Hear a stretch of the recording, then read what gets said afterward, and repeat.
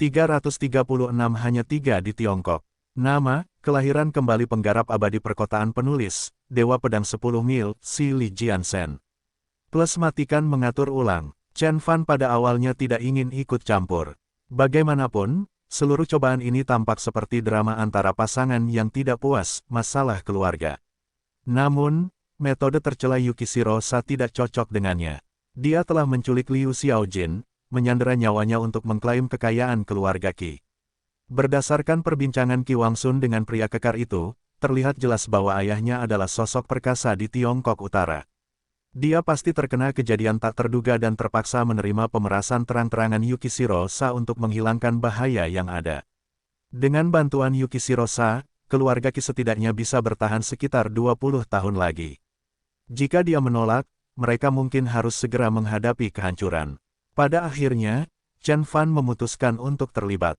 Dia tidak melakukannya hanya untuk membantu Qi Wangsun, dia juga sangat penasaran dengan energi tersembunyi yang mengalir melalui tubuh gadis itu dan ingin mengetahui lebih banyak tentangnya.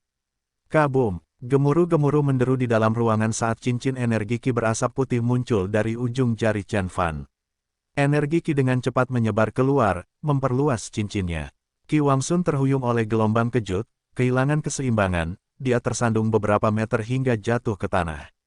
Sementara itu, Meng Zong mampu tetap duduk di tengah ledakan dahsyat, namun ia tidak mampu membuka matanya melawan aliran energi.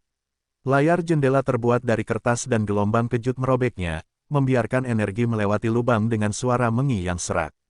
Kawakami Gensai yang meluncurkan dirinya untuk mendaratkan pukulan pada Chen Fan tiba-tiba membeku di udara seolah-olah mereka sedang menonton film dan seseorang telah menekan tombol jeda. Buddha sering berkata, satu kedipan jari membutuhkan 60 momen singkat, masing-masing berisi 900 momen singkat kehidupan dan kematian. Chen Fan menjentikkan jarinya dan menghentikan roda waktu. Waktu telah kehilangan maknanya, orang-orang di ruangan itu merasakan ribuan tahun telah berlalu hingga mereka mendengar gerakan selanjutnya. Dentingan keras, mendering, di bawah tatapan kaget semua orang, Kawakami Gensai, yang masih tertahan di udara tiba-tiba menerima pukulan yang membuat tubuhnya terbang mundur beberapa meter.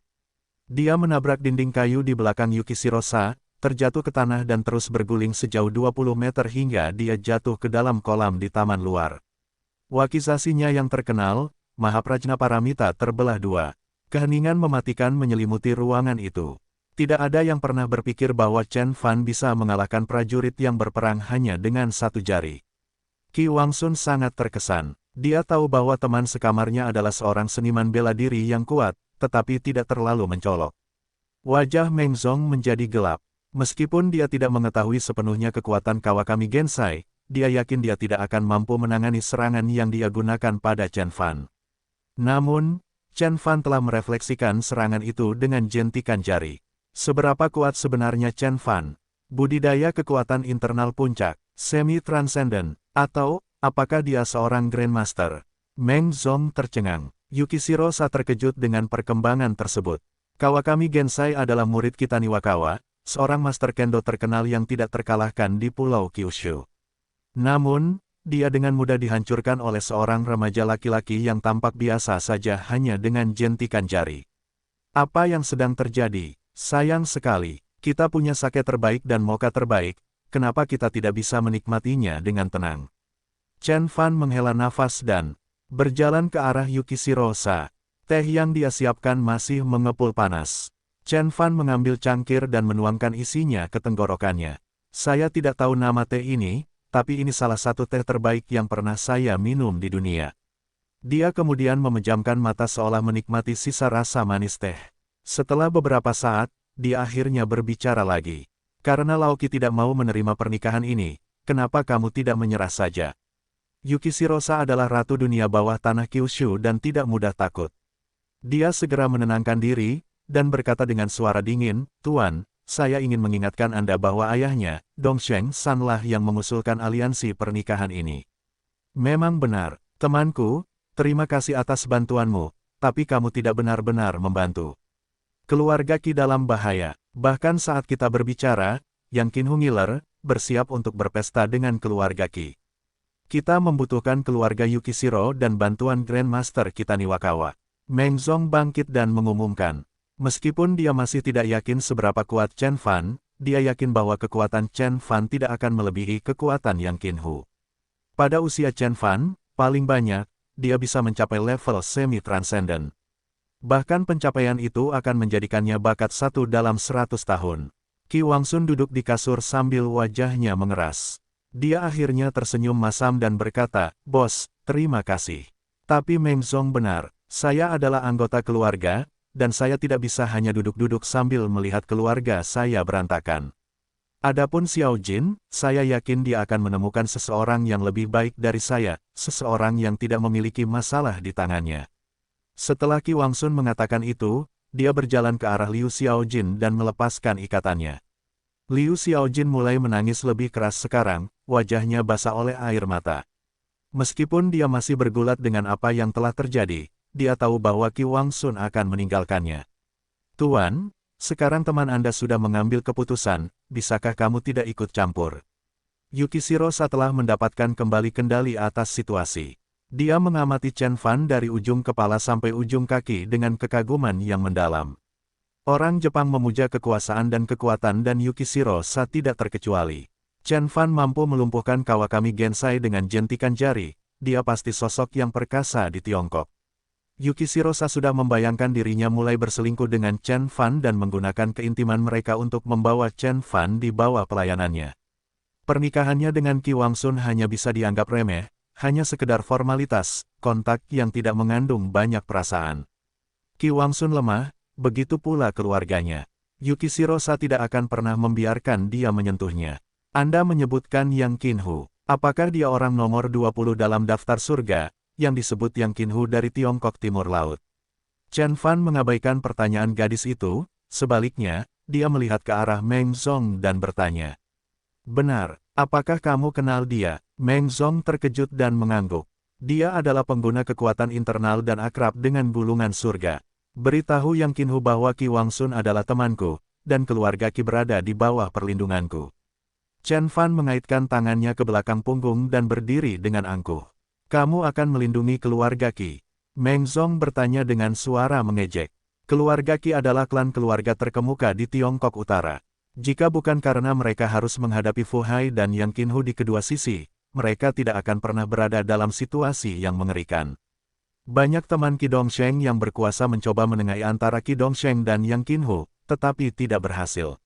Apa yang membuat remaja ini berpikir bahwa dia dapat menghalangi? Yang Qinhu, temanku, aku telah melihat apa yang bisa kamu lakukan dan aku sangat terkesan. Jangan salah paham, tapi tahukah kamu siapa Yang Qinhu dan apa kemampuannya? Tahukah kamu apa arti seorang Grandmaster? Hanya ada segelintir seniman bela diri yang bisa bersaing dengannya di seluruh Tiongkok, dan bahkan lebih sedikit lagi yang bisa menghalanginya hanya dengan sebuah peringatan. Saya hanya bisa memikirkan 3 orang yang bisa melakukan hal itu. "Oh, 3 yang mana yang kamu pikirkan?" Chen Fan bertanya dengan acuh tak acuh. Qi Wangsun telah membebaskan Liu Xiaojin dari perbudakannya. Dia berbicara dengan lembut untuk menghibur gadis itu dan menatap Chen Fan. Dia penasaran dengan rahasia dunia pencaksilat. Meng Zong tidak pernah menyebutkan apapun kepadanya karena dia bukan seorang seniman bela diri. Dia tidak bisa melewatkan kesempatan langka untuk mendengarkan percakapan tersebut. Yang pertama adalah Tuan Hua Yunfeng yang memimpin Zhong Hai. Meng Zong mengulurkan satu jarinya saat dia mulai menghitung. Hua Yunfeng dari Zhong Hai. Secercah ketakutan melintas di wajah Yukishiro. Dia memang merupakan kekuatan yang patut diperhitungkan. Keluarga Hua telah berselisih dengan beberapa faksi di Jepang selama beberapa dekade, dan sejauh ini keluarga Hua mampu memperoleh keunggulan dalam segala konflik. Itu mengesankan, seru Qi Wangsun dalam benaknya. Dia pernah mendengar tentang keluarga Hua sebelumnya dan mengetahui bahwa penguasa keluarga saat ini adalah Hua Qingshan. Namun, Qi Wangsun tidak pernah menyangka bahwa Hua Qingshan bukan hanya seorang taipan bisnis seperti ayahnya tetapi juga seorang pejuang yang mematikan. Ia bahkan ditakuti oleh banyak klan Jepang. Yang kedua adalah Dewa Perang, Mayor Jenderal Ye Nantian. Meng Zong mengulurkan jari kedua. "Kamu Nantian." Yukishiro tiba-tiba dilanda rasa tertekan. Unit Ye Nantian dan Dragon's Fang terkenal di seluruh dunia. Mereka mendominasi seluruh Asia dengan kekuatan dan kekuasaan yang jelas. Sebagai orang Jepang, Yukishirosa merasakan ketakutan sekaligus kekaguman terhadap Ye Nantian. Dia adalah teladan kekuasaan di militer Tiongkok dan pernah menjadi orang terkuat di Tiongkok. Bahkan pejuang terkemuka di negara asalku sangat mengaguminya, bahkan ada yang menganggapnya sebagai inkarnasi Oda Nobunaga. Yukishirosa berkata perlahan, "Sial." Qi Wangsun terkejut. Dia sudah mendengar tentang Ye Nantian dan tahu bahwa dia memiliki otoritas dan rasa hormat yang luar biasa di militer. Namun, dia tidak tahu bahwa Ye Nantian adalah seorang Grandmaster seni bela diri. Dia pasti sangat mematikan untuk bisa menghalangi Ye Nantian dengan peringatan lisan. Saudara Meng, siapa yang ketiga? Tercekam oleh detail yang mengejutkan, Qi Wangsun bertanya. Yang terakhir adalah nomor 1 di Heaven Roll. Namanya adalah Chen Beixuan, si Curmujon Chen. Meng Zong mengulurkan jari ketiganya sambil berbicara dengan penuh rasa hormat. Tuan Chen Beixuan, tentu saja, itu dia. Dia adalah orang terkuat tidak hanya di Tiongkok tetapi juga di seluruh Asia. Kata Yukishirosa, wajahnya serius ketika dia menyebut nama Chen Beixuan seolah-olah dia sedang menyebut nama dewa. Dia telah mendengar perbuatan Chen Beixuan di Jepang, bahwa dia telah membunuh 4 Grandmaster berturut-turut, bahwa dia telah mengalahkan Theseus si hantu, bahwa dia menduduki peringkat ketiga di Dark Roll. Setiap pencapaian Chen Beixuan menarik hati sanubari gadis itu. Dia menangani bisnisnya di dunia bawah tanah, dan Dark Roll baginya adalah daftar pria dan wanita yang paling dihormati, kebanggaan dunia bawah tanah. The Dark Roll sendiri lebih otoritatif dibandingkan daftar lainnya, seperti daftar assassin, atau daftar pemburu hadiah. Mereka yang bisa masuk ke Dark Roll semuanya adalah Super Overlord yang mendominasi dunia bawah tanah. Bahkan Grandmaster Kendo terkuat di Jepang, Erika berada di peringkat terbawah Dark Roll. Untuk sementara, sulit bagi Yukishirosa untuk memikirkan kekuatan tak terukur dari Chen Beiyuan. Apa? Chen Beixuan? Qi Wangsun tercengang, dia menoleh dan menatap Chen Fan dengan bodoh. Bukankah Chen Fan menggunakan nama itu sebelumnya? Qi Wangsun pertama kali mengenal nama Chen Beixuan saat sedang berkunjung ke Hong Kong dari mulut para taipan lokal Hong Kong. Chen Fan juga pernah memberitahunya untuk menggunakan nama lainnya Chen Beixuan jika dia dalam masalah. Qi Wangsun tidak pernah menganggap tawaran itu terlalu serius, lagi pula dia yakin bahwa Chen Fan hanyalah seorang taipan di Hong Kong dan tidak akan berguna dalam masalahnya. Saat ini, dia hampir lupa namanya. Namun, mendengar Meng Zong mengungkitnya lagi, Qi Wangsun akhirnya menyatukan 2 dan menyadari bahwa Chen Fan adalah Grandmaster nomor 1 di daftar surga. Dia menatap Chen Fan dengan bingung dan bertanya-tanya mengapa dia dipanggil Curmujon Chen padahal dia belum genap 20 tahun. Tolong beritahu saya, anak muda, yang mana dari 3 pejuang perkasa itu? Meng Zong mengusap kepalanya yang berkilau dan bertanya dengan sinis. Yukishirosa terhibur dengan pertanyaan Meng Zong. Dia mencibir Chen Fan dalam pikirannya. Hua Yunfeng berusia 80-an, sementara Ye Nantian menjadi terkenal beberapa dekade yang lalu, jadi Chen Fan bukanlah salah satu dari mereka. Adapun Chen Beixuan, dia adalah orang paling kuat di Tiongkok, naga sejati, dia bahkan tidak akan pernah muncul bersama tanpa akun seperti Qi Wangsun apalagi menjadi temannya. Tapi tunggu sebentar, Tang Yifei memberitahuku bahwa Tuan Chen sedang belajar di sebuah universitas di kota Jin. Dia juga menyebutkan bahwa dia berusia sekitar 19 tahun, seusia dengan pemuda ini, mungkinkah? Semakin Yukishirosa memikirkannya, dia menjadi semakin yakin. Bahkan saat dia menatap Chen Fan dengan kaget dan tidak percaya, dia mendengar ledakan datang dari luar. Ledakan, kolam hias di luar rumah kayu itu meledak dari tengah seolah-olah ada bom yang diledakkan dari bawah air. Bayangan gelap terbang keluar dari kolam ke udara dan kemudian mendarat dengan keras di tangga menuju rumah kayu, menciptakan 2 cekungan dalam di tangga kayu. Kawakami Gensai lah yang terlempar keluar ruangan. Dia basah kuyup oleh air, rambut tergerai erat di kulitnya. Dia menatap Chen Fan dengan tatapan predator. Bakayaro, aku akan membunuhmu. Wajah Kawakami Gensai menjadi gelap dengan warna dasar hijau saat pembuluh darah muncul di matanya. Dia mendengus dalam-dalam dan merentangkan kakinya lebar-lebar dengan satu kaki di depan kaki lainnya. Dia mengangkat telapak tangannya saat energi mematikan mengeras dan menajamkan ujung tangannya. Dengan hentakan keras di tanah, dia melemparkan dirinya ke arah Chen Fan dengan kecepatan luar biasa. Dia belum pernah mengalami penghinaan seperti itu sejak dia menjadi murid Kitaniwakawa. Karena diliputi amarah, dia melompat keluar dari kolam, mencoba membalas rasa malunya.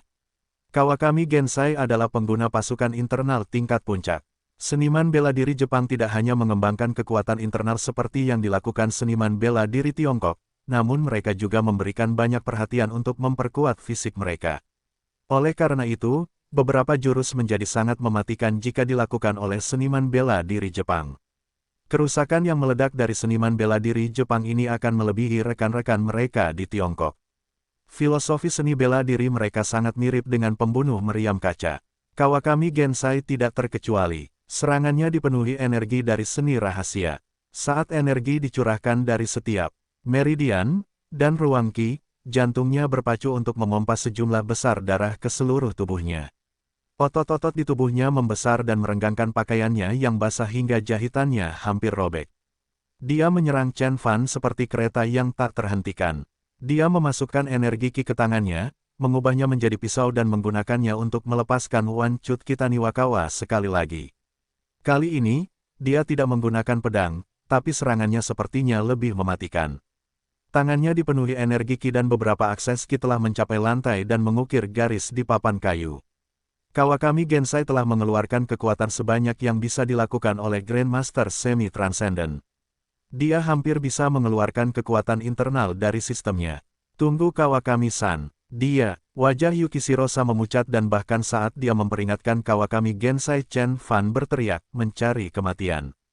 Chen Fan mengerutkan alisnya dan mengulurkan tangannya seolah sedang mencoba menangkap lalat di udara. Kabum! Kali ini, Chen Fan tidak lagi menahan kekuatannya dan mengirimkan gelombang energi yang setua waktu itu sendiri. Kekuatan tak terlihat ini menyerbu ke depan dan menghancurkan dinding kayu menjadi bubur kayu. Kemudian ia melanjutkan dengan menghancurkan tangga kayu, tangga dan merobohkan beberapa pilar hingga mencapai batu hias yang terletak di samping kolam. Batuan setinggi beberapa meter ini bergetar akibat benturan kekuatan tersebut. Kekuatan itu menghantam tubuh Kawakami Gensai seperti bulldozer dan membuat Master Kendo itu menjadi bubur berdarah di tanah. Keheningan tiba-tiba menyelimuti ruangan itu. Yukishirosa, Meng Zong, Qi Wangsun, Liu Xiaojin dan banyak penjaga lainnya yang dipanggil ke sini karena keributan itu tercengang oleh pemandangan yang mengerikan itu. Seolah-olah ada truk semi berat yang menabrak seluruh klub. Ia menyerbu para penanam batu, mencabut pilar kayu, mendarat, dan akhirnya menabrak batu besar, menciptakan jalur destruktif yang membentang dari bawah kaki Chen Fan sampai ke kolam hias. Bagaimana Chen Fan menyebabkan ini dengan satu lambaian tangannya? Bam! Mereka yang bergegas ke halaman untuk melindungi Yukishirosa berlutut dan bersujud kepada Chen Fan seperti yang mereka lakukan kepada dewa. Siapa lagi yang bisa memiliki kekuatan seperti itu selain dewa? Yukishirosa duduk kurang dari 1 meter dari Chen Fan, dan kejadian mengerikan membuatnya menggigil ketakutan. Jika serangan Chen Fan sedikit berkurang, dia akan mengalami nasib yang sama seperti Master Kendo. Kekuatan saleh Chen Fan menimbulkan rasa takut dan panik di dalam diri Yukishirosa. Jantungnya berdebar kencang, terasa seperti baru saja melewatkan kecelakaan fatal. Meng Zong sudah tidak bisa berkata-kata. Dia menatap Chen Fan kaget. Kamu, bahkan Grandmaster Transcendent yang dia kenal pun tidak memiliki kekuatan yang begitu menakutkan. Dia menyaksikan Chen Fan mengeluarkan gelombang energi mematikan hampir 30 meter. Hanya segelintir Grandmaster di Tiongkok yang mampu melakukan hal itu. Usianya dan kemampuannya yang saleh, ditambah fakta bahwa ia belajar di kota Jinlin menegaskan identitasnya. Apakah kamu tahu siapa aku sekarang? Chen Fan menarik kembali kedua tangannya dan menatap Meng Zong dengan pandangan panjang. Pikiran Meng Zong berpacu saat keringat dingin mengucur dari wajahnya. Karena ketakutan, dia memanjangkan tubuhnya sedikit dan kemudian membungkuk 90 derajat ke Chen Fan. Saya murid junior Meng Zong. Merupakan kehormatan bagi saya untuk bertemu dengan Anda, Grandmaster Chen. Membayangkan berada di hadapan Grandmaster nomor 1 di Tiongkok membuat Meng Zong gelisah. Dia hanya seorang pengguna kekuatan internal dengan tingkat kesuksesan yang fenomenal, seorang yang sangat lemah di mata Master Chen yang perkasa. Kawakami Gensai jauh lebih kuat darinya, namun dia dibunuh oleh Chen Fan dengan lambaian tangan. Seseorang tidak boleh meremehkan seorang Grandmaster. Dia bertanya-tanya dalam ketakutan apakah Chen Fan akan tersinggung dengan ucapan sarkastiknya. Semakin Meng Zong memikirkannya, semakin dalam busurnya. Dia tidak akan bangkit sampai Chen Fan menyuruhnya. Beritahu Yang Qinhu bahwa keluarga Qi berada di bawah perlindungan saya, dan Qi Wangsun akan membuat keputusan sendiri tentang pernikahannya. Chen Fan berkata dengan ringan. Ya, Tuan Chen, jawab Meng Zhong sambil terus sujud pada Chen Fan. Lao Qi, bawa Xiao Jin dan pergi dari sini sekarang. Chen Fan melambaikan tangan pada Qi Wangsun. Qi Wangsun menatap Chen Fan dengan perasaan rumit sebelum dia pergi bersama Liu Xiaojin yang ketakutan dan Meng Zhong di belakangnya. Dia tahu Chen Fan sangat kuat dan bisa merapal mantra, tetapi dia tidak pernah berpikir bahwa dia kurang penting dibandingkan Chen Fan karena kekayaan besar yang akan dia warisi suatu hari nanti. Namun, setelah melihat penampilan kekuatan ilahi Chen Fan, dia sangat terkejut. Qi Wangsun akhirnya memahami kesenjangan yang tidak dapat dijembatani antara dia dan Chen Fan. Perbedaan mereka tidak sama dengan perbedaan antara yang kaya dan yang berkuasa, melainkan perbedaan antara yang fana dan yang abadi. Pada tingkat pencapaiannya saat ini, Chen Fan mungkin abadi di mata orang biasa. Dengan pemikiran itu, Qi Wangsun tiba-tiba merasakan kepahitan dalam dirinya. Bahkan kegembiraan karena bisa keluar dari skema Yukishirosa dan menyelamatkan Liu Xiaojin tidak dapat mengisi kekosongan yang tiba-tiba ditinggalkan oleh perbandingan mengecewakan antara dirinya dan Chen Fan. Meng Zhong tidak berani mengangkat dagunya hingga mereka berada beberapa ratus meter dari klub. Hampir saja, dia berbalik dan menemukan ekspresi masam Qi Wangsun dan dia langsung tahu apa yang dipikirkan bocah itu. Dia menghela nafas panjang dan kemudian menepuk bahu pemuda itu. Tuan muda, tolong jangan terlalu memikirkannya. Grandmaster Chen bukan orang biasa seperti kami. Anda benar-benar harus menganggap diri Anda beruntung telah bertemu dengannya. Banyak orang di Tiongkok bermimpi bertemu dengannya secara langsung. Qi Wangsun berhasil tersenyum. Kami telah menyinggung keluarga Yukishiro, bagaimana dengan Yang Qinhu? Yang Qinhu bisa mencium pantatku. Meng Zhong mendengus. Si pelit Chen telah memberikan peringatannya. Saya yakin dia akan bergegas kembali ke Tiongkok Timur Laut dengan ekor di antara kedua kakinya. Jika dia berani menyakiti kita, apapun yang terjadi pada Lu Tianfen, Lei Qianjue, Theseus, dan Park Kyung Hwan akan terjadi padanya. Sejak Grandmaster Chen menjadi terkenal, dia telah membunuh lebih banyak Grandmaster daripada yang pernah dilihat Yang Qinhu sepanjang hidupnya. Dia hanya berada di peringkat 20 dalam daftar dan bukan tandingannya melawan Grandmaster Chen. Petik 2. Benarkah? Melihat ekspresi lega Meng Zhong, Qi Dongsheng juga menghela nafas. Namun, kata-kata Meng Zhong tidak membuatnya merasa tidak nyaman. Meng Zhong membuatnya terdengar seperti Chen Fan dapat menjepit Yang Qinhu dengan mudah, sementara grup Dongsheng dan keluarga Qi harus berjuang untuk mempertahankan diri. Seberapa jauh dia tertinggal dibandingkan dengan Chen Fan? Qi Wangsun tidak ingin lagi membebani dirinya sendiri. Dia memeluk Liu Xiaojin dan berjalan pulang dengan Meng Zhong mengikuti di belakang. Sementara itu, Chen Fan sedang mengamati Yukishirosa dengan penuh kesembronoan. Tahukah kamu mengapa aku membuatmu tetap hidup setelah kamu menghinaku? Yukishirosa menggigil sedikit saat warna wajahnya memudar. Dia bersujud kepada Chen Fan, menempelkan wajahnya ke lantai. Tuan Chen Beixuan, tolong selamatkan hidupku. Anda akan menjadi tuan baru saya mulai sekarang. Aku akan memuaskan semua keinginanmu. Gadis itu tampak halus dan menarik bahkan ketika dia memohon untuk hidupnya. Nada dan suaranya yang lemah lembut dan patuh akan meningkatkan ego pria manapun. Namun, Chen Fan tidak terpengaruh. Kamu salah mengira keinginanku untuk hal lain. Dia berkata dengan berat sambil mengulurkan tangannya dan meraih sesuatu di udara. Lalu dia berteriak, keluar sekarang Chen Fan tampaknya tidak mengambil apapun selain udara. Tetapi gerakan itu menyebabkan jeritan mengerikan menyapu seluruh ruangan. Terbukti bahwa jeritan itu bukanlah suara biasa yang dihasilkan dari getaran udara. Tampaknya melewati telinga dan menembus langsung ke dalam jiwa seseorang, seperti nyanyian liar binatang buas dari neraka. Irama dan nadanya dipenuhi dengan kejahatan dan kekacauan. Suara apa itu? Banyak penjaga terkejut dengan suara tiba-tiba yang muncul entah dari mana. Banyak penjaga yang melemparkan senjatanya dan melarikan diri. Bahkan Yukishirosa pun bingung dengan suara aneh yang keluar dari tubuhnya sendiri. Trikmu menyedihkan. Chen Fan mendengus dengan jijik dan menginjak tanah dengan satu kaki. Tiba-tiba, cahaya berwarna biru keluar dari matanya dan membentuk sebuah tangan saat terbang ke arah Yukishirosa. Keluar sekarang. Chen Fan berteriak sekuat tenaga. Tubuh Yukishiro Sa mulai bergetar tak terkendali. Dia merasakan suatu kekuatan ditarik keluar dari tubuhnya. Ah! Yukishiro Sa menjerit kesakitan saat tubuhnya mengejang hebat. Para penjaga yang berani mendekat dan mengintip melalui celah dinding melihat tubuh Yukishiro Sa dipenuhi jaring tato misterius. Tato itu hampir tidak terlihat pada awalnya, tapi saat tangan yang terbuat dari energi Ki mengepal gadis itu, tinta mulai muncul ke kulit telanjang gadis itu, memperlihatkan satu bagian kecil dengan pola yang jauh lebih besar. Itu tampak seperti gambar hantu atau setan. Saat lolongan Yukishiro Sa menjadi semakin keras dan menyiksa, gumpalan asap hitam mengepul dari tinta dan berkumpul di udara, membentuk gambaran jelas tentang Oni. Ia memiliki tanduk di dahinya, 2 taring besar terletak di setiap sisi lidah hijau panjang yang merayap. Rambut acak-acakan dan kusut menggantung di rambutnya, menutupi mata yang menganga di tengah konfigurasi mimpi buruk.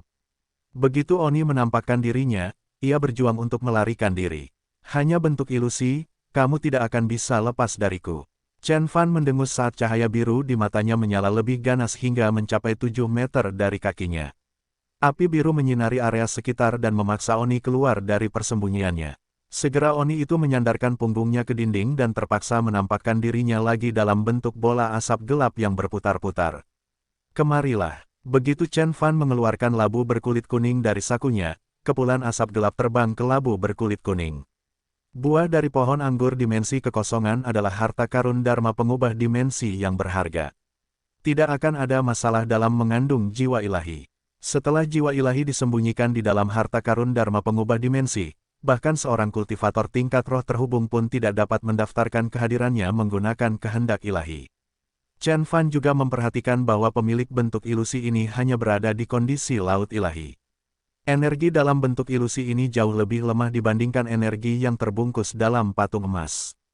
Jiwa dewa dalam patung emas itu mungkin milik makhluk abadi yang sempurna, tapi pencipta Oni bahkan tidak mendekati keadaan itu. Apa yang sedang terjadi? Yukishiro Sa berjuang untuk bangun dan bertanya dengan lemah. Wajahnya tidak berwarna dan bibirnya biru. Dia tampak seperti baru saja sembuh dari penyakit yang parah. Chen Fan tidak menjawab. Dia membuat lingkaran di udara menggunakan jari. Energi Ki keluar dari jarinya dan membelah kemeja Yukishiro Sa. Gadis itu tiba-tiba telanjang bulat di siang hari bolong. Merasa malu, dia mengerut saat jantungnya berdebar kencang. Apakah dia akan melakukannya padaku sekarang? Bukannya aku tidak mau, aku hanya terlalu lelah. Bahkan saat Yukishiro Sa memikirkan hal-hal liar, dia melihat tato dengan warna-warna cerah muncul di bahunya. Dia menelusuri garis warna-warni dan memperhatikan bahwa tinta menutupi seluruh tubuhnya.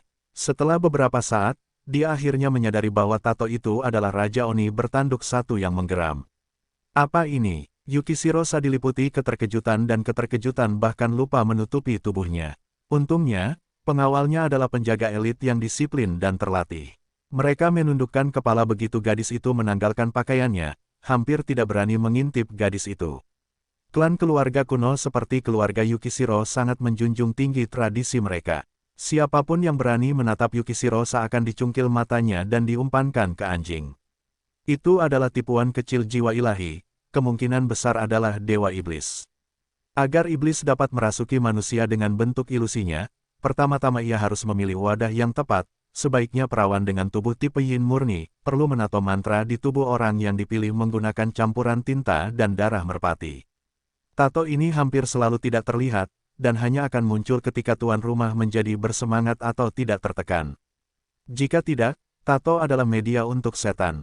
Chen Fan mengambil kemeja dan jaket dan melapisinya di tubuh Yukishiro Sa sambil menjelaskan perlahan. Meskipun Chen Fan belum mencapai tingkat yang diperlukan untuk merasuki manusia lain dengan bentuk ilusinya, dia tidak perlu melakukannya.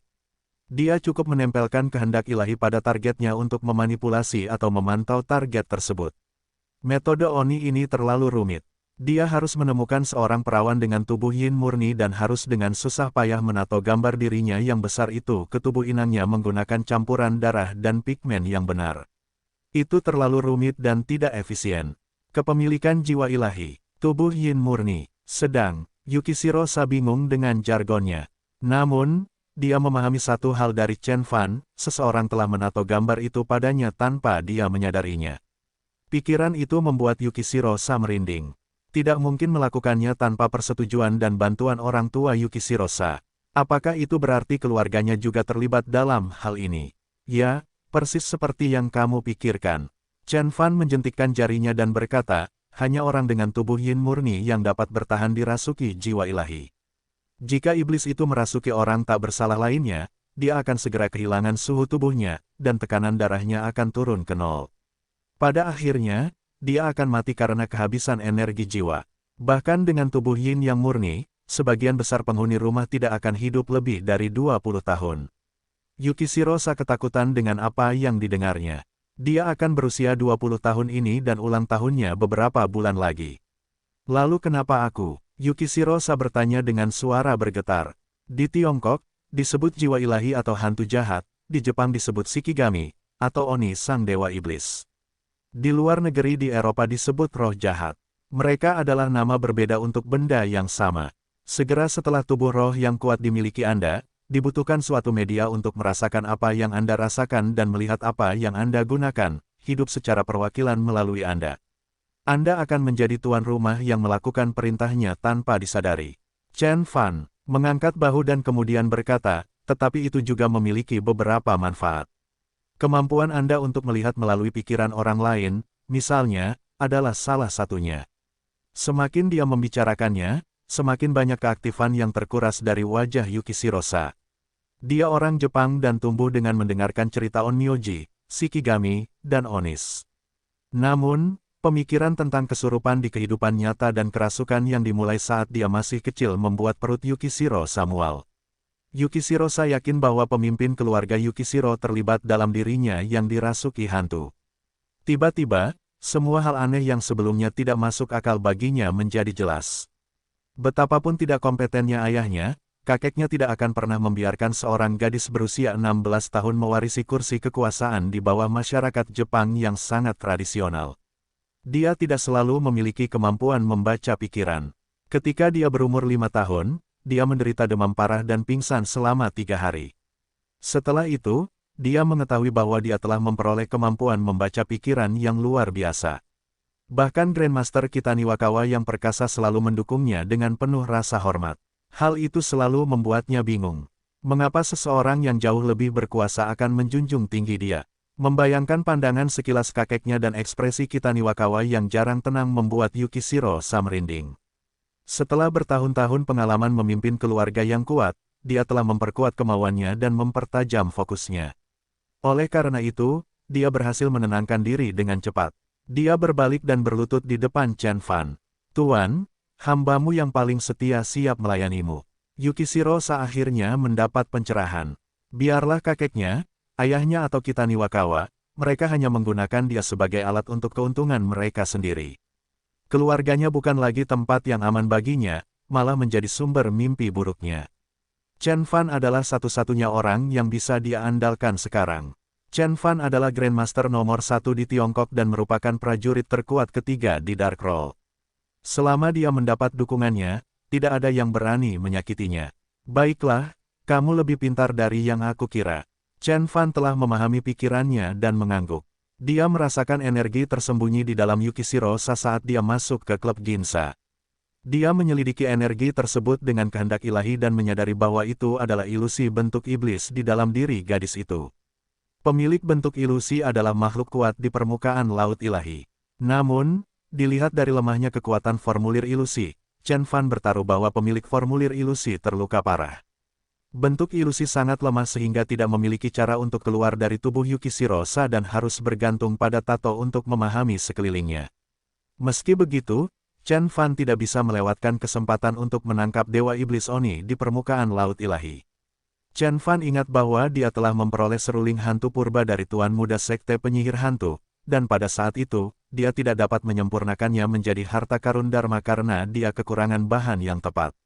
Tapi tidak ada material yang lebih baik untuk pekerjaan ini selain roh iblis ini. Tuan, saya telah melihat gambar dengan pola yang sama dengan tato saya. Itu adalah lukisan di kuil keluarga Yukishiro. Yukishiro-sa menggertakkan giginya saat cahaya dendam berkedip di matanya. Baiklah, aku akan pergi ke Jepang bersamamu. Tapi kamu harus ikut denganku sebelum kita berangkat. Chen Fan melambaikan tangan dan berkata, Dia bahkan tidak takut sama sekali pada Dewa Iblis di permukaan Laut Ilahi, tapi dia masih perlu bersiap untuk pertempuran. Meskipun Dewa Iblis melemah karena cedera serius, ia berada di permukaan Laut Ilahi. Dan tidak bisa dianggap enteng. Ramuan roh di susunan besar naga hijau sudah siap untuk dipanen. Sudah waktunya bagiku untuk mencapai tahap pertengahan pencerahan etiril. Chen Fan berpikir dalam hati saat matanya memancarkan cahaya yang penuh harap segera setelah Chen Fan menangkap bentuk ilusi ke dalam labu berkulit kuning. Jeritan marah dan sedih keluar dari sebuah kuil di Pulau Kyushu. Jeritan ini sepertinya tidak sampai ke udara, malah langsung terlintas di benak orang-orang di dekatnya.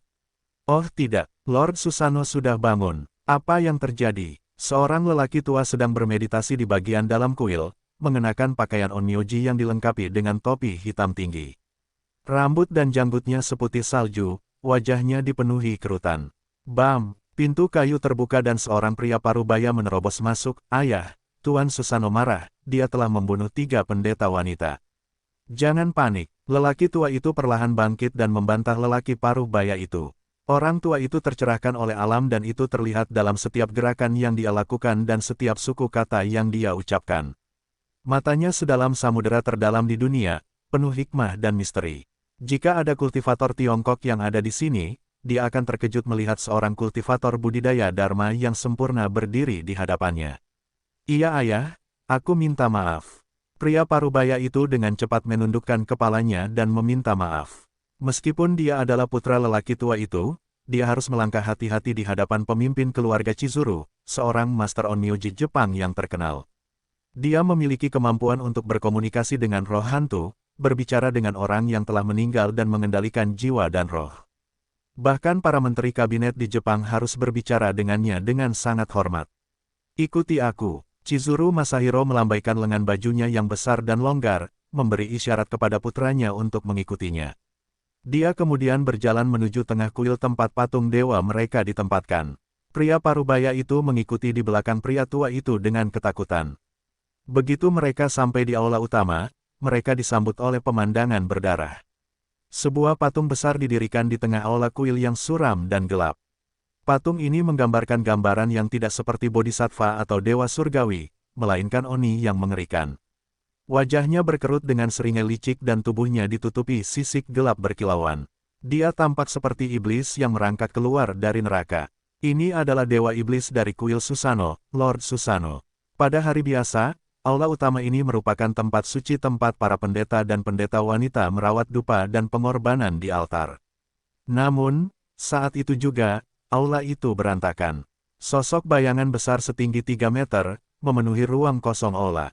Sosok itu hanya memiliki satu mata dengan tanduk bengkok di dahinya. Tubuhnya ditutupi sisik hitam dari ujung kepala sampai ujung kaki seperti halnya patung itu. Bayangan gelap besar itu memegang pendeta wanita dengan kedua tangannya, dan dengan sedikit sentakan, bayangan itu telah merobek tubuh gadis itu menjadi 2.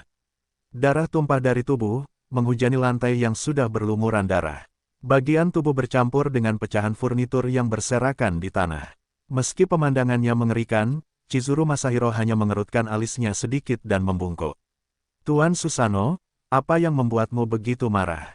Gatvian membalikkan bentuknya yang berkabut dan menggeram ke arah Chizuru Masahiro. Kemudian sebuah suara yang menggelegar muncul di benak lelaki tua itu, aku bisa melihatnya, bentuk ilusiku sudah tidak ada lagi, Tiongkok, seseorang di Tiongkok telah merusak bentuk ilusiku, temukan dia, hancurkan dia. Tsunami energi jiwa yang bergolak memenuhi aula besar. Pria parubaya di belakang Chizuru Masahiro tiba-tiba diserang sakit kepala dan pusing. Dia terhuyung dan hampir jatuh ke tanah. Chizuru Masahiro menyipitkan matanya yang berkilauan dan bertanya, apakah yang Anda maksud adalah gadis kecil dari keluarga Yukishiro? Ya, dia berangkat ke Tiongkok beberapa hari yang lalu. Meski begitu, dibutuhkan setidaknya seorang penggarap sempurna, jika bukan seorang di dalam dewa mengekang negara untuk mendeteksi dan menghancurkan bentuk ilusimu. Mungkinkah ada guru abadi negara pengekang dewa di Tiongkok? Itu tidak mungkin. Master Onmyoji menggelengkan kepalanya. Aku tidak peduli, baiklah dia dan hancurkan. Sekarang, Gatvian melampiaskan amarahnya. Meskipun ia hanyalah bola asap hitam, ia memiliki kemampuan untuk memanipulasi objek fisik dengan kekuatan luar biasa. Dia menghancurkan altar yang terbuat dari sebongkah kayu ek padat menjadi bubur kayu. Kabut gelap membekukan udara di sekitarnya, membuat es terbentuk di tanah yang membeku. Baik tuanku, Chizuru Masahiro menundukkan kepalanya dengan patuh. Puas, Guardian of Dark Mist kehilangan bentuknya dan menjadi kepulan asap gelap sebelum kembali ke patung. Cahaya iri muncul di mata Chizuru Masahiro. Meskipun dia adalah Master Onmyoji yang perkasa, mau tak mau dia merasa iri dengan kekuatan kabut hitam Guardians. Guardian of Dark Mist pernah terluka parah sebelumnya, tapi kekuatannya masih luar biasa. Inilah kekuatan alam abadi. Bahkan jika dagingnya telah musnah, dia bisa bertahan hidup di alam fisik sebagai roh hantu. Chizuru Masahiro meratapi dalam pikirannya. Dia sudah berusia 80-an, tapi Dewa Iblis Kabut Hitam ini telah ada bahkan ketika nenek moyangnya masih hidup. Saat ini, Dewa Iblis Kabut Hitam telah bertahan selama beberapa ratus tahun. Berdasarkan catatan keluarganya, Dewa Iblis ini adalah Onmyoji pertama yang mencapai tingkat pengekangan dewa. Dia dengan cepat mendominasi Jepang dengan tangan besi, dan bahkan kaisar sendiri pun takut padanya. Sebelum dia dibunuh, dia memerintahkan pembangunan kuil Susanoo untuk menampung roh hantunya. Setelah dia meninggal, roh hantunya memakan iman dan pemujaan para pendeta di kuil. Nenek moyang Chizuru Masahiro adalah salah satu murid guru Onmyoji ini dan dia serta keturunannya diperintahkan untuk menjaga kuil. Selain keluarganya, banyak keluarga lain yang mencari perlindungan di bawah berkah kuat dari Lord Susanoo. Setelah Chizuru Masahiro keluar dari aula utama, dia berbalik dan memerintahkan putranya, hubungi keluarga Yukishiro, tanyakan kepada mereka apa yang terjadi pada Yukishiro-sa. Juga bawalah pesan kepada Tuan kita Niwakawa. Katakan padanya aku perlu menemuinya. Ya, ayah. Pria parubaya itu menjawab dengan suara gemetar. Dia tahu lebih baik dari siapapun tentang kekuatan yang dimiliki Chizuru Masahiro. Selama dia bertanggung jawab atas kuil, dia bisa memerintah Pulau Kyushu seperti seorang raja. Setelah pria parubaya itu pergi, Chizuru Masahiro mondar-mandir di lobi dan mengalihkan pikirannya ke dalam.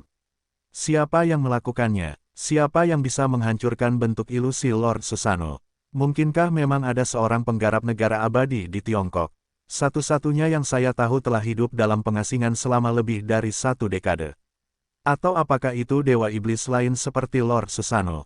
Petik 2. Chizuru Masahiro merenung. Namun, dia tidak merasa terancam oleh calon lawannya. Dengan kekuatan Lord Susanoo dan sumber daya di Kyushu yang dimilikinya, dia dapat dengan mudah menangani seorang penggarap negara abadi. Sekarang adalah abad ke-21, dan ada lebih banyak cara untuk berurusan dengan seorang kultivator daripada sebelumnya. Sementara itu, Chen Fan telah kembali ke Gunung Timur dan mulai bersiap untuk naik level. Sudah setengah tahun sejak dia mencapai pencerahan ethereal. Dalam 6 bulan ini, dia telah mengonsumsi esens Ki setiap saat. Seni panjang umur Azure Tirk adalah salah satu seni ilahi paling suci dari 5 elemen sekte abadi. Itu memungkinkan Chen Fan untuk menyerap spirit Ki dari tanaman atau pohon hidup manapun. Oleh karena itu, meskipun Chen Fan tidak dapat membawa arai pengumpulan roh bersamanya, budidayanya terus berjalan tanpa hambatan.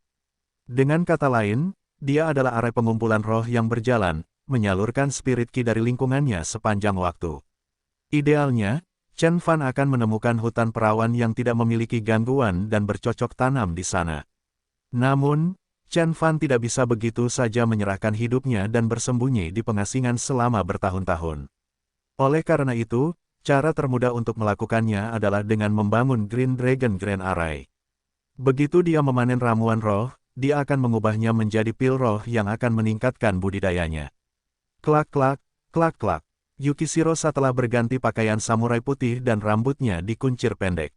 Kecantikannya yang murni membuatnya tampak seperti karakter anime. Dia mengikuti Chen Fan saat keduanya mulai mendaki gunung. Yukishiro-sa penasaran mengapa Chen Fan membawanya ke sini sebelum mereka berangkat ke Jepang. Namun, dia menyimpan pertanyaannya sendiri. Dia tahu bahwa dia harus bergantung pada Chen Fan untuk bertahan hidup. Dewa Iblis dan keluarganya tidak akan membiarkan dia lolos dari cengkeraman bentuk ilusi. Kita di sini. Chen Fan berhenti setelah mereka mencapai puncak. Pegunungan di sekitar sini dikelilingi kabut tebal. Yukishiro-sa melihat sekeliling dan samar-samar bisa menelusuri garis pegunungan. Mereka membentuk lingkaran dan di tengahnya ada tanah datar dan rendah yang tertutup kabut lebih tebal. Namun, Dari waktu ke waktu dia bisa melihat lembah rendah yang dipenuhi rumput liar dan pepohonan mati. Mengapa kita di sini? Apakah ada markas tersembunyi di suatu tempat? Yukishiro bingung. Apa yang kamu lihat? Chen Fan mengaitkan tangannya ke belakang punggung dan bertanya dengan ringan. Tuan, saya hanya melihat lembah yang kosong. Yukishiro menjawab dengan penuh hormat. Oh, bagaimana dengan sekarang? Chen Fan tersenyum dan menginjak tanah sambil berteriak pelan, bersihkan. Tiba-tiba, pemandangan luar biasa terungkap di hadapan Yukishiro. Awan dan kabut mulai bergejolak dan bergolak dan dari tengah, terbelah menjadi dua oleh kekuatan tak terlihat.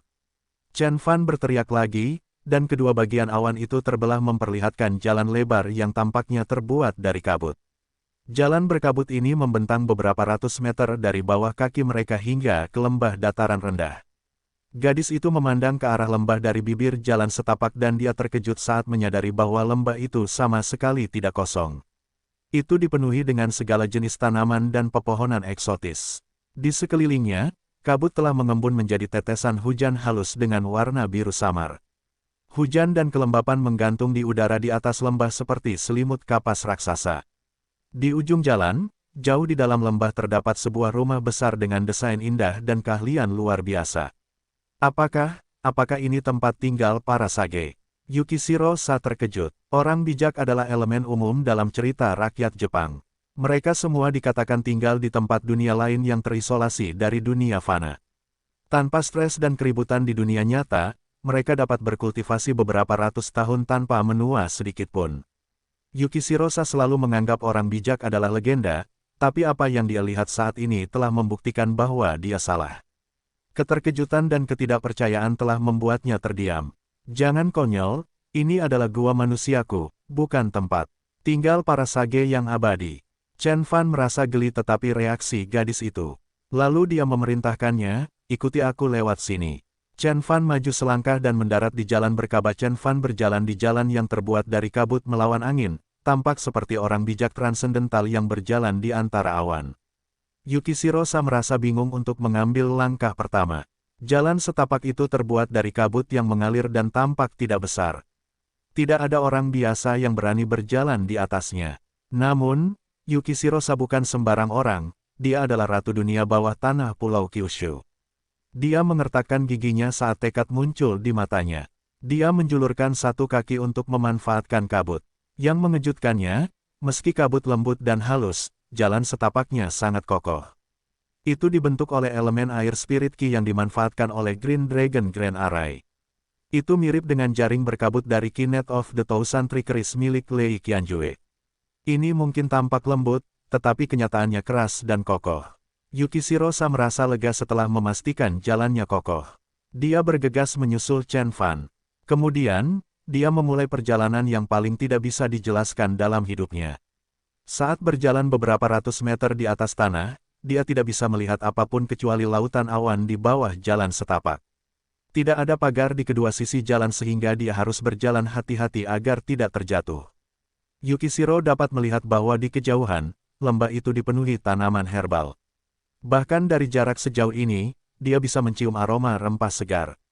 Saat dia menghirup aroma herbal, dia merasakan sensasi hangat dan menenangkan menyapu seluruh tubuhnya seolah-olah sedang berada di bak mandi air panas. Tiba-tiba, dia mendengar auman binatang buas datang dari lembah. Yukishiro memutar matanya tak percaya saat dia melihat naga biru sepanjang beberapa ratus meter muncul dari lautan awan. Naga itu mempunyai kumis yang panjang dan cakar yang kuat di kakinya. Sepasang tanduk mirip tanduk yang dipasang di dahinya. Mata bulatnya terbuka lebar dan tubuhnya setebal tangki air. Ia menggeliat di udara, menggoyangkan tubuhnya sambil mengeluarkan suara gemuruh yang terdengar seperti bel berbunyi. Apakah ini benar-benar seekor naga? Yukishiro tercengang dengan apa yang dilihatnya. Dia menunjuk ke arah naga Azure dan bertanya, itu hanyalah drek putih, roh arai dari arai besar naga hijau.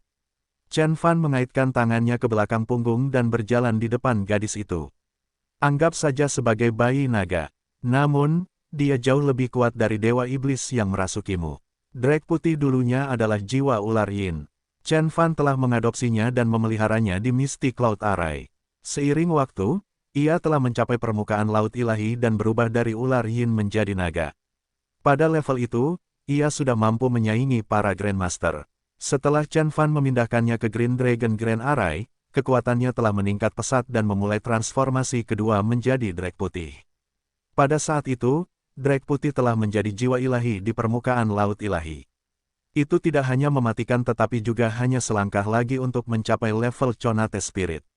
Setelah melakukan itu, dia akhirnya bisa tinggal di luar Green Dragon Grand Array dan menjadi Chonate Spirit Being yang berkeliaran bebas.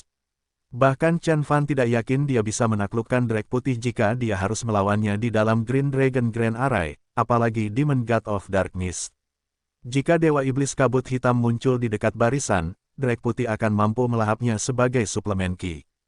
Jika aku tidak benar-benar membutuhkan Drake Putih di sini untuk menjaga arai besar naga hijau, aku akan mengubahnya menjadi roh primordial untuk artefak Dharma. Itu akan menyelamatkanku. Dari perjalanan ke Jepang, Chen Fan menyesali. Di bawah pengawasan White Drake yang penasaran, Yukishirosa bergegas mengejar Chen Fan dan mencapai ujung jalan. Mereka sekarang berada jauh di dalam lembah dan melihat sebuah paviliun rumit yang dikelilingi oleh cahaya biru. Mereka berada di pusat arai besar naga hijau tempat spirit ki paling terkonsentrasi. Chen Fan telah merencanakan untuk membangun tempat tinggal abadi untuk orang tuanya dan Xiao Qiong. Paviliun Qiong Utara, Yukishirosa melihat membacakan 3 karakter besar yang terukir pada tanda yang tergantung di atas pintu masuk. Chen Fan tidak mengatakan apapun. Dia membuka pintu dan berjalan ke aula utama. Dia telah mendekorasi ruangan-ruangan itu sama persis dengan kediaman abadinya saat dia berkultivasi di Sekte Surgawi Bela Diri Sejati. Aula itu besar dan kosong. Itu hanya memiliki beberapa perabot termasuk satu set kasur di depan lukisan seorang gadis. Yukishirosa mempelajari lukisan itu dan terpikat oleh gambaran seorang gadis.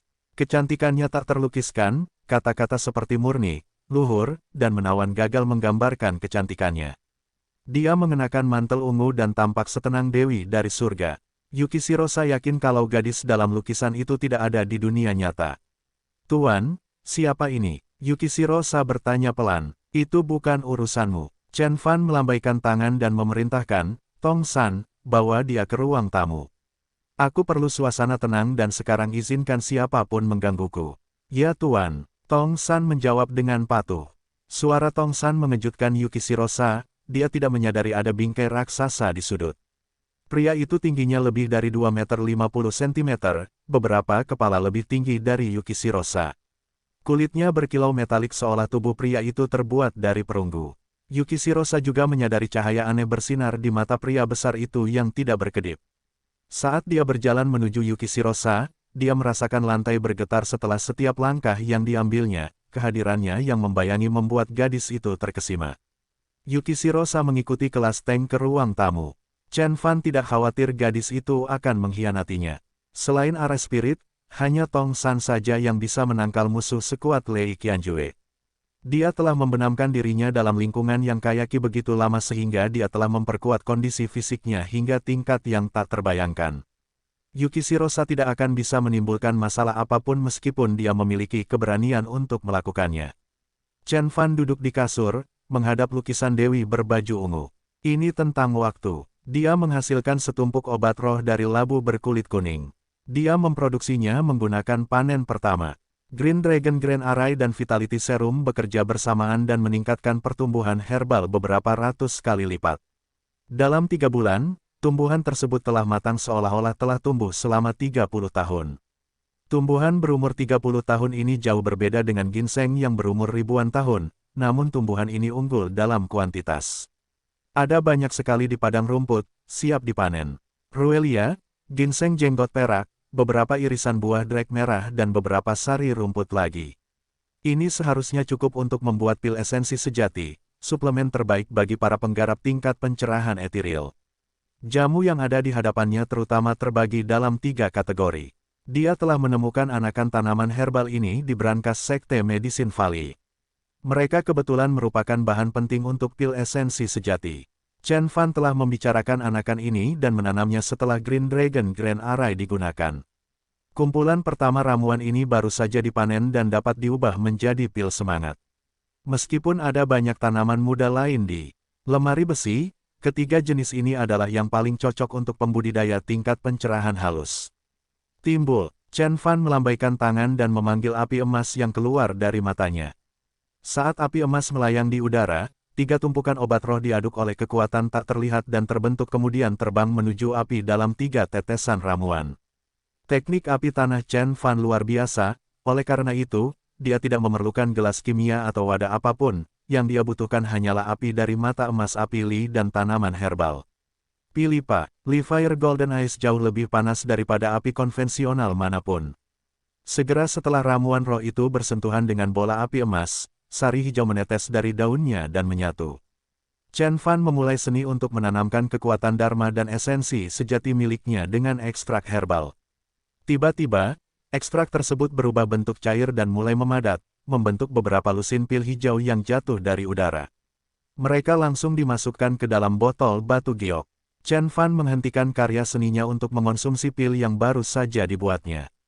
Pil esensi sejati adalah obat roh tingkat menengah dan jauh lebih manjur daripada pil peningkat esensi dan pil pengumpul esensi. Meskipun kualitas jamu yang relatif rendah berarti dia hanya bisa membuat pil esensi sejati yang lebih kecil, persediaannya hampir tidak terbatas. Setelah Chen Fan menghabiskan semua pilnya, dia memerintahkan Tong San untuk memanen batch berikutnya dan kemudian dia membuat lebih banyak pil, membilas, dan mengulanginya. Setelah dia melewati siklus tersebut berkali-kali, dia bisa merasakan esensi sejatinya semakin kuat dan energi ki-nya semakin gelisah. Kulitnya menjadi kehijauan dan cahaya biru menyala semakin terang setiap detiknya. Chen Fa dapat merasakan bahwa dia akhirnya akan memecahkan hambatan tersebut. 3 hari kemudian, Yuki Shirosa duduk diam di tangga batu dan memandang ke lembah yang jauh. Kapan guru akan menyelesaikan kultivasinya? Orang besar itu berbicara sebanyak batu. Saya menghabiskan hari-hari saya di depan TV dan layar komputer, dan itu semakin membosankan. Tidak ada sinyal internet di sini juga. Bodoh sekali. Yuki Shirosa mengayunkan kakinya yang tergantung di tangga dan menguap. Terlepas dari rasa bosan, tempat ini sungguh nyaman untuk ditinggali. Dengan pemikiran tersebut, Yuki Shirosa merasakan kegembiraan yang menenangkan di tubuhnya. Dia akan menjalani kehidupan ini setiap hari selama 100 tahun ke depan. Dia diberi makan buah roh dan dia hanya perlu makan salah satu buah ajaib itu untuk merasa kenyang sepanjang hari. Namun, dia sangat ingin kembali ke Jepang dan kembali kepada orang-orang yang telah berbuat salah padanya.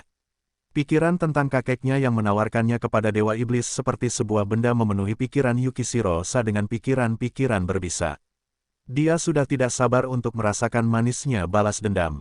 Namun, tanpa izin Chen Fan, dia bahkan tidak bisa meninggalkan gua tempat tinggal ini. Apakah kamu berbicara tentang aku? Suara dingin terdengar ke arah gadis itu. Yuki Shirosa berbalik dan melihat seorang pemuda tinggi tampan dengan rambut tergerai dan jubah hitam panjang berdiri di pintu masuk. Wajah tampan pria itu sungguh menakjubkan. Api azure menyala di matanya, seperti api dewa yang benar. Tuan, Yuki Shirosa tergagap. Pria itu tampak mirip dengan Chen Fan tetapi jauh lebih menarik. Sedemikian rupa sehingga wajahnya tampak hampir seperti dunia lain, sama seperti gadis dalam lukisan itu. Chen Fan mengaitkan tangannya ke belakang punggung dan tidak berkata apa-apa. Energi di dalam dirinya telah meningkatkan luas dan dalamnya secara signifikan. Saat ini, beratnya seperti gunung dan luasnya seperti lautan. Chen Fan memproyeksikan kehendak surgawinya keluar dari sistem dan menemukan bahwa dia dapat dengan mudah menutupi seluruh lembah dan sekitarnya. Jangkauan efektif kehendak ilahi Chen Fan dulunya sekitar 3 km, namun sekarang bisa mencapai sejauh 5 km. Esensi sejati dalam sistemnya praktis berlipat ganda. Chen Fan yakin jika musuh sekuat Lei Qianjue datang menantangnya sekarang, dia seharusnya bisa menghancurkannya hanya dengan menggunakan mantra.